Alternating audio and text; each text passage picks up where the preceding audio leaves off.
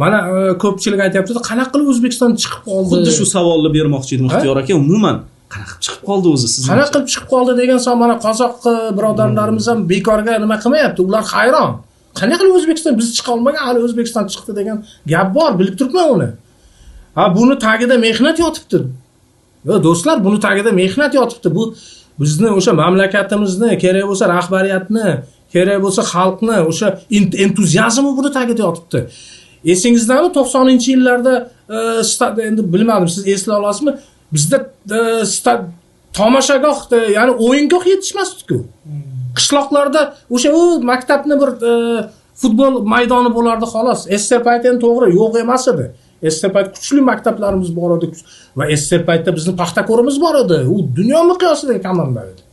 U SSR chempionati degani bu dunyodagi 5 ta, dunyoda eng kuchli chempionatlardan bittasi va Paxtakor yomon o'ynamagan o'sha chempionatda. Yulduzli komanda edi u komanda. Lekin 90-yillarning boshida va iqtisodiy qiyinchiliklar natijasida hech esimdan chiqmaydi. Bizda stadion yetishmasdi. Mana stadionlar yetishmasdi. Yigitlar qayerga borib futbol o'ynashni bilmasdi. O'sha qishloq yigitlari aytadi-ku, shunaqa talant, istedodlar bor bizning qishloqlarda, mana shahar qishloqlarimizda. Faqat sharoit kerak bularga. Va mana shu sharoitlar sekin-sekin qilib berilyapti.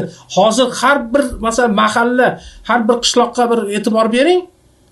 Xususiy bo'lsa ham tamoyilagi o'yingoh qilib berildi, to'g'rimi? To'g'ri. Mana pullik bo'lsa ham har kuni yigitlar kechasi bilan futbol o'ynayapti. Bu meva beradi deb mana beryapti-ku. Mana shu meva bo'ldi. Tushunasizmi? Biz daraxtni ekkan edik 2000-yillardan boshlab. Mana Barkamol avlod, Umid Nixonlari, Universiada o'yinlari mana bizni o'zbek sportiga mana shu ta'sir qildi. To'g'ri, oldingi ma'muriyatni ayblaydi ko'p narsalarda, lekin mana shu ko'rasizmi, fundament qo'yilgan edi va baribir meva berdi.